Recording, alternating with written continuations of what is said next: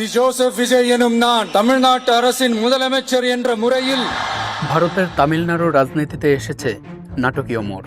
আমি শ্রী জোসেফ বিজয়, এভাবেই শপথ নিয়েছেন তামিলনাড়ুর নতুন মুখ্যমন্ত্রী চন্দ্রশেখর জোসেফ বিজয় ওরফে থালাপতি বিজয়। শপথ নেওয়ার পর হাততালিতে ফেটে পড়ে জনাকীর্ণ স্টেডিয়াম।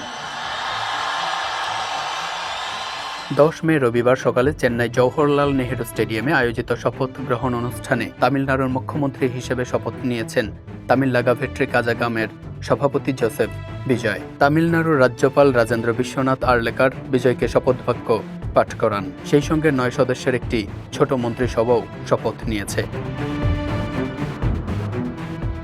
রাজনৈতিক বিশ্লেষকদের ধারণা, রাজনৈতিক অভিজ্ঞতা, তরুণ নেতৃত্ব, প্রযুক্তি নির্ভর পটভূমি এবং বিভিন্ন সামাজিক গোষ্ঠীর প্রতিনিধিত্বের সমন্বয় রেখে বিজয় এই মন্ত্রিসভা গঠন করেছেন।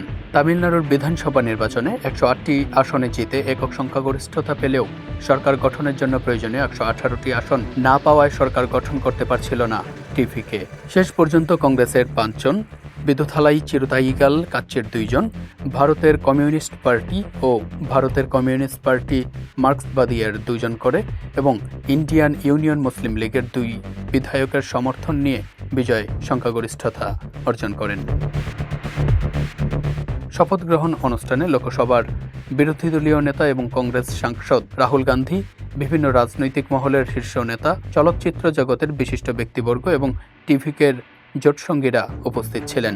সামাজিক যোগাযোগ মাধ্যমে তামিলনাড়ুর নতুন মুখ্যমন্ত্রীকে অভিনন্দন জানিয়েছেন ভারতের প্রধানমন্ত্রী নরেন্দ্র মোদী।